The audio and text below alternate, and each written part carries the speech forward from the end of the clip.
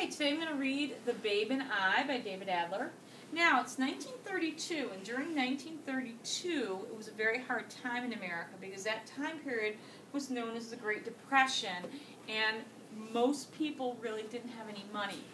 But also during this time, Babe Ruth was playing for the New York Yankees, and America loves baseball, okay, and he was a great star. And there are two boys in the story, and you're going to see that they get creative and work hard, and they actually get some help from Babe himself. Okay? So, please listen carefully. Try to listen to different things the author tells you about the time period to help you learn about the time period, okay? Alright, you'll enjoy the story. This is a really good story. For my birthday, I was hoping my parents would give me a bicycle. They only gave me a dime. I was disappointed but not surprised.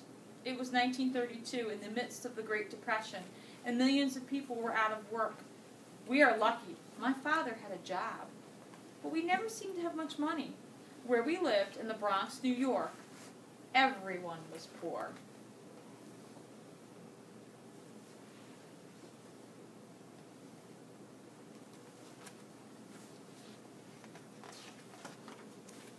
"Happy birthday," Dad said when I walked him outside.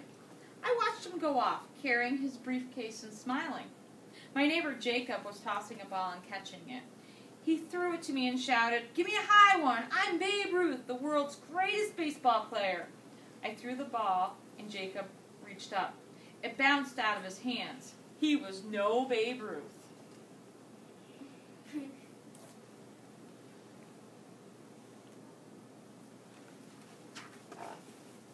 We played for a while, and then Jacob said, "I have to go to work.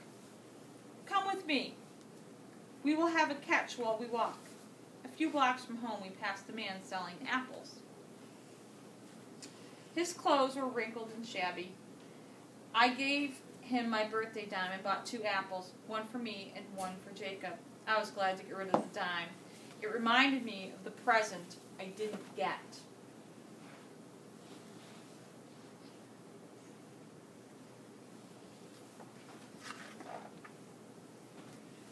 We turned onto Webster Avenue, and there were more apple sellers. Near the corner, I saw a large briefcase. I looked up, and there was Dad, selling apples like others. Suddenly, I couldn't move. "Come on," Jacob said. I pointed. "Oh," he whispered, "I thought your dad had a job." "So did I. And Mom thinks so, too."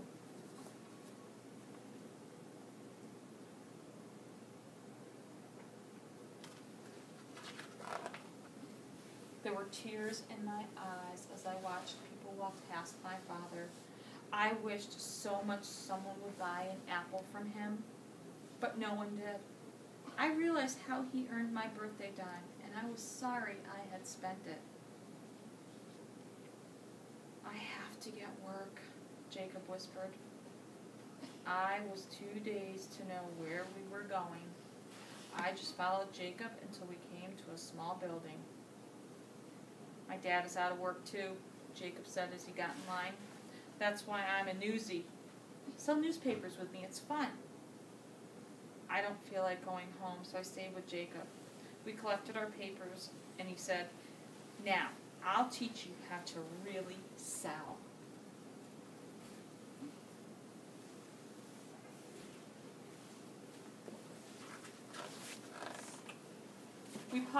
We walked past a newsie on the corner. "Coney Island fire," he cried out. 1,000 homeless. Read all about it." There were lots of people around, but I didn't see anyone buy a newspaper. Jacob and I passed other newsies calling out about the fire. Then we walked beyond the busy streets and apartment buildings. "Where are we going?" I asked. "You'll see," Jacob said.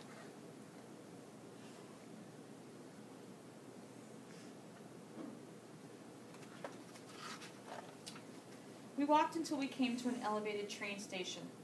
People were rushing from it to the large ballpark just ahead. "We're here," Jacob said. "That's Yankee Stadium." I held up one of my newspapers and called out the headline, "Coney Island Fire, read all about it." "No," Jacob said. "No one is interested in fires." He picked up a newspaper and looked through it. "Here it is," he said. "This is what they want.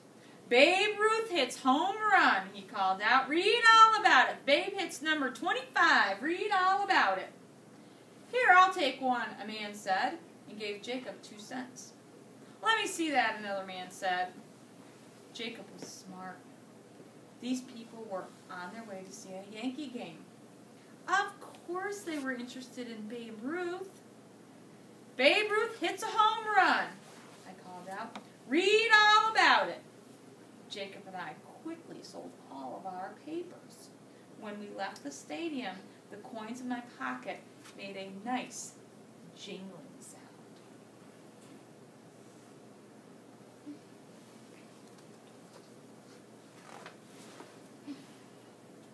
We went back to the small building and paid a penny for each paper we had sold.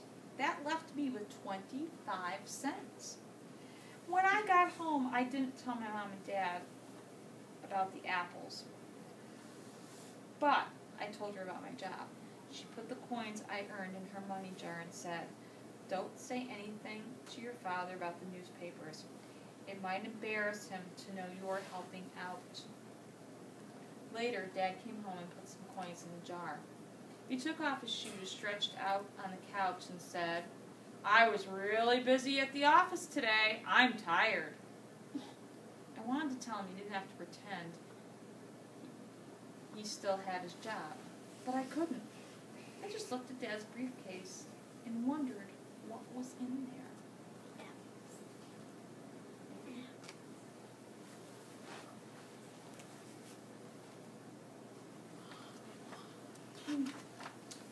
The next day, Jacob and I called out about Babe Ruth again. He had hit his 26th home run. I quickly sold my newspapers. I knew I could have sold more if I only had some way to get them to the stadium. When I got home, I searched the basement of our building for a wagon or anything with wheels. All I found were boxes and a torn suitcase. Just before I went back upstairs, I saw Mrs. Johnson pushing her baby in a carriage. "Can I borrow that?" I asked. "Why?" she asked. "You don't have a baby." I told her about the newspapers. "I suppose so," Mrs. Johnson said, thinking. "But this would have to be a business arrangement. With my carriage, you'll make extra money, so I should make some too." She offered to rent the carriage to me for 10 cents an afternoon, and I agreed.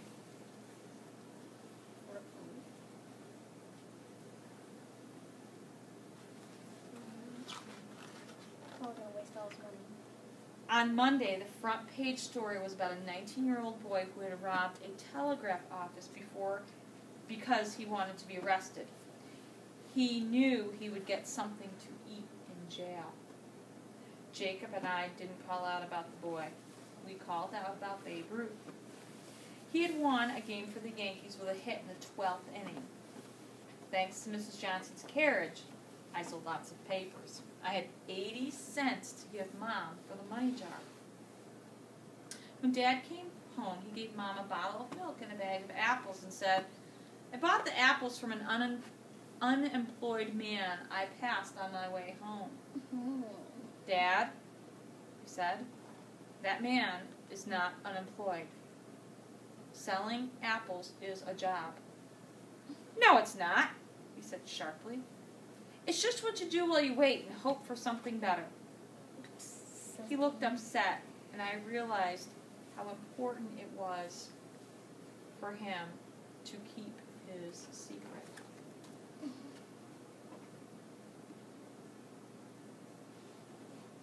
Dad's a liar. On Tuesday, Jacob and I called out, "Babe Ruth collapses. Read all about it." And on Wednesday, "Babe Ruth stays home." He had hurt his leg, and doctors told him he wouldn't be able to play for 3 weeks. That night, Dad asked me to walk with him. When we were a few blocks from home, he said, Today I saw you pushing Mrs. Johnson's baby carriage. I spoke with her and she told me about the newspapers. I'm just trying to help, Dad. He said, I know. Dad held my hand firmly. We walked quietly for a while. Then Dad asked, were you ever on Webster Avenue? Once. He squeezed my hand. Tears were rolling down his cheeks. I didn't tell Mom, I said. Dad didn't say anything after that. I didn't either. We just walked.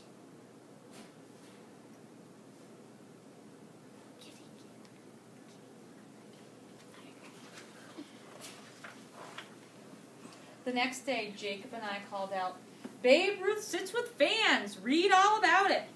Here, kid, I'll take one. A tall man gave me a $5 bill. I'm sorry, I told him. I can't change that. That's okay, kid. Keep the change. I just looked at the money. I couldn't believe anyone would pay that much for a newspaper. Jacob ran to me. Do you know who that was? He asked. You sold a paper to Babe Ruth. In the few pictures I had seen of Babe Ruth, he was wearing a baseball uniform. I didn't recognize him without it. Wow, I said. I just sold a newspaper to Babe Ruth? I kept one hand in my pocket, holding on to my Babe Ruth bill. With my other hand, I sold newspapers, and I kept looking across the street toward where Babe Ruth had gone.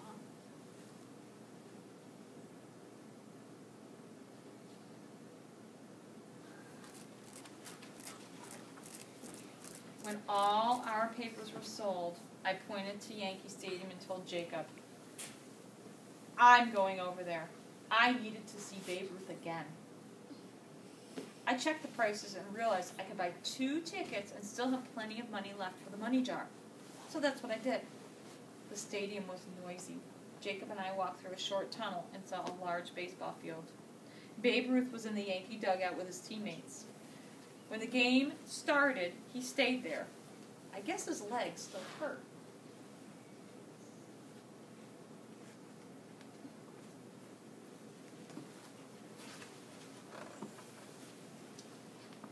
I tried to watch everything.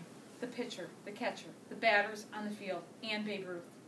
Near the end of the game, with the score tied, the Yankee catcher didn't come up to bat.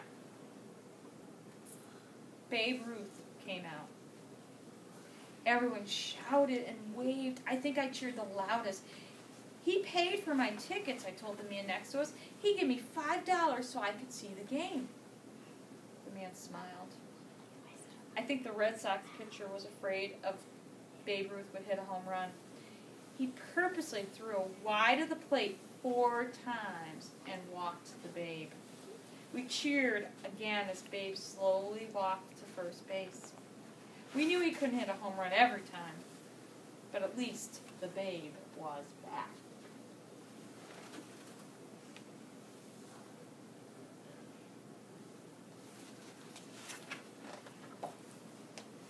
Babe Ruth was a part of the 1932 Yankees. That year they were the best team in baseball. He and I were a team too. His home runs helped me sell newspapers. As I left Yankee Stadium with the coins I had earned making that nice jingling sound in my pocket, I knew Dad and I were also a team. We were both working to get our family through hard times.